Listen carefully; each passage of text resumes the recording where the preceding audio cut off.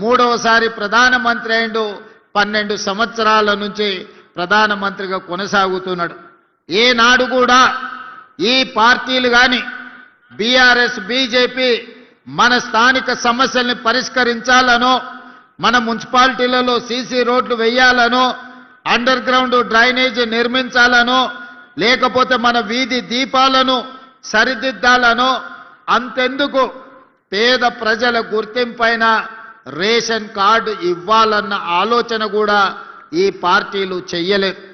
ఇవాళ ward member అయినా, సర్పంచ్ అయినా, మున్సిపల్ ఎన్నికలైనా భారతీయ జనతా పార్టీ నాయకులు మా మోడీ గారిని చూసి ఓటేయండి అని అడుగుతున్నారు. నేను ఒక్క మాట అడగదలుచుకున్న బీజేపీ నాయకులను, పెళ్లి పెద్దను చూసి పిల్లనిస్తే పిల్లగానోడు పనికిరానోడైతే సంసారం చేసేది ఎవరు అని నేను అడుగుతున్నా. పెళ్లి పెద్ద మంచి చెడ్డ చెప్పడానికే ఉంటాడు కానీ సంసారం చేయాల్సింది, కుటుంబాన్ని నడపాల్సింది పెళ్లి పిల్లగాడే తప్ప పెళ్లి పెద్ద కాదు. అందుకే ఇవాళ మీ మున్సిపల్ ఎన్నికల్లో కౌన్సిలర్లు కానీ కార్పొరేటర్లు కానీ ఈరోజు మీ సమస్యల్ని పరిష్కరించాలి అంటే మోడీని చూసి ఓటేస్తే ఈ గల్లీలో ఉండే బోడిగాడు మనకు పని చెయ్యకపోతే పోయి మోడీని అడగగలమా మనము? అదేవిధంగా ఈరోజు బీఆర్ఎస్ వాళ్ళు మొన్న జరిగిన శాసనసభ ఎన్నికల్లో అధికారం పోయింది. ఆ తర్వాత పార్లమెంట్ ఎన్నికల్లో గుండు సున్నా వచ్చింది. ఆ తర్వాత సర్పంచ్ ఎన్నికల్లో మీరందరూ కాంగ్రెస్ పార్టీ కార్యకర్తలు కలిసి బీఆర్ఎస్ పార్టీని బొందదీసి పాతి పెట్టారు. ఇక మా వల్ల కాదు కాంగ్రెస్ వాళ్ళతో గెలుచుడు, కాంగ్రెస్ తో పోటీ పడుడని బీఆర్ఎస్ వాళ్ళు పోయి ఈ రోజు అడ్డా మీది పైల్వాన్లను బీజేపీ వాళ్ళను అరువు తెచ్చుకున్నారు. ఇవాళ బీజేపీ వాళ్ళు బీఆర్ఎస్ వాళ్ళు కలిసి ఇంతకుముందే పెద్దలు శ్రీధర్ బాబు గారు చెప్పిండ్రు, తాండూరు మున్సిపాలిటీలో మనోహర్ రెడ్డి గారి సమక్షంలో చేరిన బీజేపీ నాయకులు మా బీఫాములు బీజేపీ ఆఫీసులో కాదు బీఆర్ఎస్ ఆఫీసులో మా బీఫాములు ఇస్తున్నారని. ఇంత భావ దారిద్ర్యం భారతీయ జనతా పార్టీకి దాపురించింది. ఎన్నికల్లో నిలబడి కొట్లాడాలి కానీ చీకటి ఒప్పందాలు చేసుకొని ఫెవికల్ బంధంతో ఈనాడు బీజేపీ బీఆర్ఎస్ వాళ్ళు కాంగ్రెస్ పార్టీని ఓడించాలని కుట్రలు చేస్తున్నారు. నేను అడగదలుచుకున్నా, 10 ఏళ్ళు మీరే ఉన్నారు, అన్ని మున్సిపాలిటీలలో మీ వాళ్ళే కౌన్సిలర్లు చైర్మన్లుగా ఉన్నారు. నిజంగానే మీరు సమస్యలు పరిష్కరించుంటే ఈనాడు తాండూరులో కానీ, పరిగిలో కానీ, వికారాబాద్లో కానీ, కొడంగల్లో కానీ మీరు అడగకుంటేనే మీ ఇంటికి వచ్చి ఓటేసి అయ్యా మీరు గొప్పలు మా మున్సిపాలిటీలో మా సమస్యల్ని పరిష్కరించారు మీకే ఓటేస్తామని ఇవాళ బీఆర్ఎస్ బీజేపీ వాళ్ళకు ఓటేసేటోళ్ళు. నిజంగానే కేసీఆర్ గారు నిధులు ఇచ్చి, నరేంద్ర మోడీ గారు నిధులు తెచ్చి ఈ మున్సిపాలిటీలను అభివృద్ధి చేసి ఉంటే ఇవాళ ఇల్లు తిరిగి వంగి వంగి దండాలు పెట్టాల్సిన పరిస్థితి బీజేపీకి బీఆర్ఎస్కు దాపురించేది కాదు. 12 ఏళ్ళు మోడీ ప్రధానమంత్రి గుండి చేయలేని పని ఇవాళ మీ గల్లీలో కార్పొరేటర్ కౌన్సిలర్ గెలిస్తే మోడీ వచ్చి మన సమస్యల్ని పరిష్కరిస్తాడా? 10 ఏళ్ళు ముఖ్యమంత్రిగా ఉన్న చంద్రశేఖరరావు, 10 ఏళ్ళు మున్సిపల్ మంత్రిగా ఉన్న కేటీఆర్ గారు మన మున్సిపాలిటీల వైపు ఎప్పుడైనా కన్నెత్తి చూసిండా? మన గల్లీలో ఉన్న మోరీ గురించి ఆలోచన చేసిండా? మన గల్లీలో కరెంటు లైటు వెలిగిందా లేదా అని ఎన్నడన్నా చూసిండా? ఏ రోజు రాలే. కానీ ఇవాళ చావు బతుకుల మధ్యలో ఆ పార్టీకి ప్రజలు తద్దినం పెడుతుంటే ఇవాళ రేపు వచ్చి తాండూరులో ఓట్లు అడగడానికి వస్తుండంట. ఇన్నేళ్ల తర్వాత మేము గుర్తొచ్చినమా అని నేను అడుగుతున్నా. ఇన్నేళ్ళు ఈ వికారాబాద్ ప్రాంతం, ఈ తాండూరు కొడంగల్ ప్రాంతం ఏ రోజన్నా మీకు గుర్తొచ్చిందా?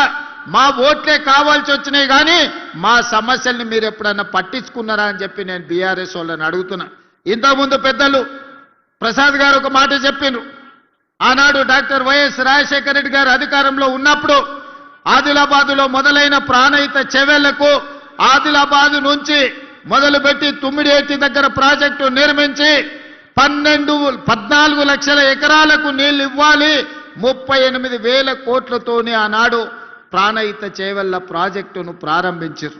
చేవెళ్లలో శిలాఫలకం వేసినప్పుడు డాక్టర్ వైఎస్ రాజశేఖర రెడ్డి గారు చేవెళ్లకే కాదు వికారాబాద్ తాండూ పరిగి ప్రాంతానికి కూడా గోదావరి జలాలు రావాలి, ఎడారిగా మారిన మా ప్రాంతాన్ని అభివృద్ధి చేయాలి, ఎల్లకాలం మేము కల్తీ కళ్ళు తాగాల్సిందేనా మేము కందులు వండించుకొని బతకాల్సిందేనా అని చెప్పి ఈ ప్రాంత రైతాంగం డాక్టర్ వైఎస్ రాజశేఖర రెడ్డి గారిని అడిగారు. 2009 ఎన్నికల సందర్భంగా కొడంగల్ ఎన్నికల ప్రచారంలో భాగంగా రాజశేఖర రెడ్డి గారు గోదావరి జలాలను కొడంగల్ వరకు తీసుకొస్తా అని ఆనాడు మాట ఇచ్చారు. ఆ తర్వాత వందల కోట్ల రూపాయల పనులు జరిగినాయి. చేవెళ్ల చుట్టుముట్టూత ప్రాంతంలో గోదావరి జలాలు తీసుకురావడానికి ప్రాజెక్టు పనుల మీద వందల కోట్ల రూపాయలు ఖర్చు పెట్టారు. ఉమ్మడి రాష్ట్రంలో జరిగిన పనులు తెలంగాణ రాష్ట్రం వచ్చిన తర్వాత చంద్రశేఖరరావు గారు తెలంగాణ ముఖ్యమంత్రి అయిన తర్వాత రంగారెడ్డి జిల్లాకు గోదావరి జలాలు ఇచ్చేది లేదు అని మల్లన్న సాగర్, కొండపోయచ్చమ్మ సాగర్, అదేవిధంగా రంగనాయక సాగర్ ప్రాజెక్టులు మెదకు జిల్లాలో కట్టుకున్నాడు. కానీ రంగారెడ్డి జిల్లాకు చుక్క నీళ్ళు ఇచ్చేది లేదని ప్రాజెక్టులే పడావు పెట్టిండ్రు. ఇవాళ సజీవ సాక్షిగా ఎవరైనా మీరు హైదరాబాద్ వెళ్తుంటే చేవెళ్ల చౌరస్తా దగ్గర ప్రాణహిత చేవెళ్ల ప్రాజెక్టు శిలాఫలకం అక్కడ కనిపిస్తుంది చూడండి.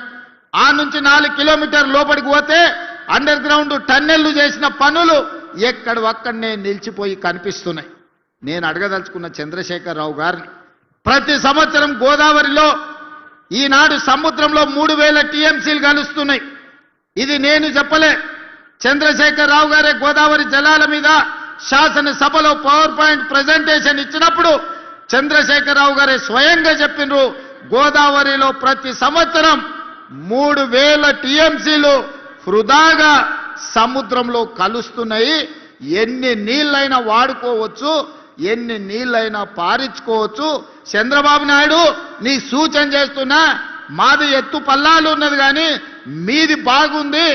మీది విజయనగరం నుంచి శ్రీకాకుళం విజయనగరం నుంచి మొదలు పెడితే చిత్తూరులో నెల్లూరు దగ్గర నాయుడుపేట వరకు నువ్వు గోదావరి జలాలు తీసుకెళ్ళు, నీకు నేను సూచన చేస్తున్నా అని ఈ మొనగాడు పోయి ఆయనకు సలహాలు చెప్పబోయింది. ఆయనకు సలహా ఎందుకు చెప్పినావని నేను అడుగుతలేను. ఈనాడు గోదావరి జలాలలో 3000 టీఎంసీలు సముద్రంలో కలుస్తుంటే కళ్ళు అప్పగించి సూచనవు కానీ 3000 టీఎంసీలలో ఒక 300 టీఎంసీలు మా రంగారెడ్డి జిల్లాకే ఇస్తే 30 లక్షల ఎకరాలకి ఈనాడు తాగునీరు వచ్చి ఉండేది కదా. ఏం పాపం చేసిన మా రంగారెడ్డి జిల్లా వాళ్ళని నేను అడుగుతున్నా.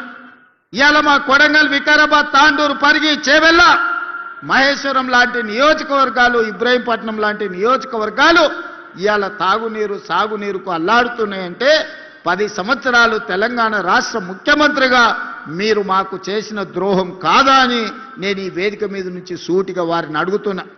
ఎందుకు ఉమ్మడి రాష్ట్రంలో సమైక్య పాలనలో సీమాంధ్ర పాలకులు మంజూరు చేసి పక్క రాష్ట్రమోడు మనకు నిధులు ఇచ్చి అనుమతులు ఇస్తే సొంత రాష్ట్రంలో పుట్టి పెరిగిన తెలంగాణ ఉద్యమకారుడు అని చెప్పుకున్న చంద్రశేఖరరావు రంగారెడ్డి జిల్లాకు గోదావరి జలాలు రాకుండా ఎందుకు అడ్డుకున్నాడో ఇవాళ రంగారెడ్డి జిల్లాలో మేము నాయకులమని చెప్పుకునే సబితా ఇంద్రారెడ్డి గారు సమాధానం చెప్పాలి. కాంగ్రెస్ పార్టీ సింబల్ మీద గెలిచి 10 ఏళ్ళు అధికారం అనుభవించి అన్ని హోదాలలో సంపాదించుకొని 2014లో 2018లో కాంగ్రెస్ పార్టీ మీకు అండగా నిలబడితే 2018 కాంగ్రెస్ బీఫామ్ మీద గెలిచి మీరు బీఆర్ఎస్ పార్టీలకు పోయినప్పుడు వారు ఏం చెప్పిండ్రు? రంగారెడ్డి జిల్లా అభివృద్ధి కోసమే పార్టీ ఫిరాయిస్తున్నా అని చెప్పిండ్రు.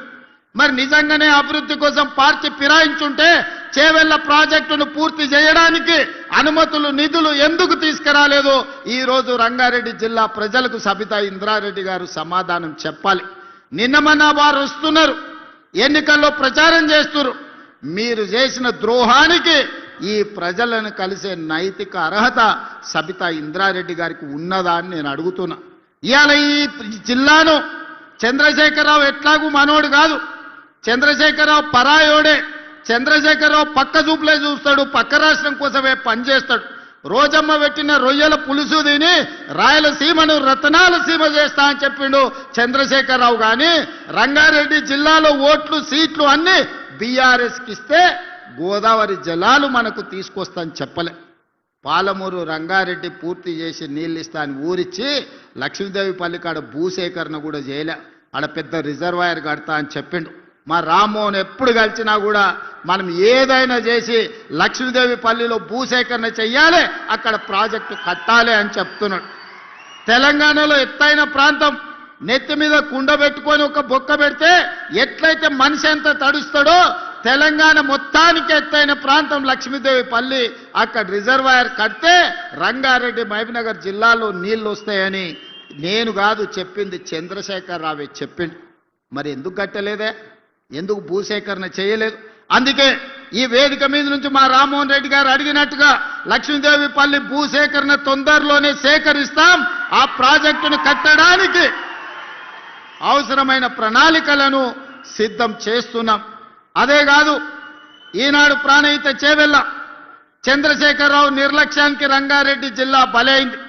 అందుకే ఈనాడు తుమ్మిడిహెట్టి దగ్గర మొదలు పెట్టాల్సిన ప్రాజెక్టును చిన్న కాళేశ్వరం మేడిగడ్డ దగ్గరికి తరలించండి. మంతని పెద్దలు శ్రీధర్ బాబు గారు ఇక్కడనే ఉన్నారు. మేడిగడ్డ సుందిల్లా అందారం ఆడ లిఫ్టులు బ్యారేజీలు కట్టిండు. కానీ మంతని నియోజకవర్గానికి గుంట భూమి కూడా నీళ్ళు ఇవ్వలే. 1,00,000 కోట్ల రూపాయలు ఖర్చు పెట్టి కాళేశ్వరం కట్టిండు. కట్టిన కాళేశ్వరం 3 ఏళ్లలోనే కూలేశ్వరం అయింది. 1,00,000 కోట్ల రూపాయలు గోదావరిలో కలిసిపోయినాయి. కేసీఆర్కు ఆ కాళేశ్వరం దెబ్బకు ఎర్రవల్లిలో 1000 ఎకరాల ఫామ్ హౌస్ వచ్చింది. ఆయన కొడుకుకు జన్వాడలో ఫామ్ హౌస్ వచ్చింది. ఆయన బిడ్డకు శంకర్పల్లిలో ఫామ్ హౌస్ వచ్చింది. ఆయన అల్లుడు హరీష్ రావుకు మొయినాబాద్లో ఫామ్ హౌస్ వచ్చింది. సడ్డకుని కొడుకు సంతోషరావుకు ఇవాళ 1,000 కోట్ల రూపాయల వ్యాపారాలు వచ్చినాయి. మాకు మాత్రం గోదావరి జలాలు రాలేదు. గోదావరి జలాలను అడ్డం పెట్టుకొని గోదావరి జలాల ముసుగులో 1,00,000 కోట్లు ఖర్చు పెట్టి కాళేశ్వరం కట్టి 1,000 కోట్లు కొల్లగొట్టి మీరు ఫామ్ హౌస్లు కట్టుకున్నారు, మీరు వ్యాపారాలు పెట్టుకున్నారు, మీరు టీవీలు పెట్టుకున్నారు, మీరు పేపర్లు పెట్టుకున్నారు మీ గురించి గొప్పలు రాసుకోవడానికి. కానీ మాకు మాత్రం చుక్క నీరు రాలే. అందుకే ఈనాడు వికారాబాద్ జిల్లా నుంచి నాయకత్వం వహిస్తున్న నేను తెలంగాణ రాష్ట్ర ముఖ్యమంత్రిగా తెలంగాణ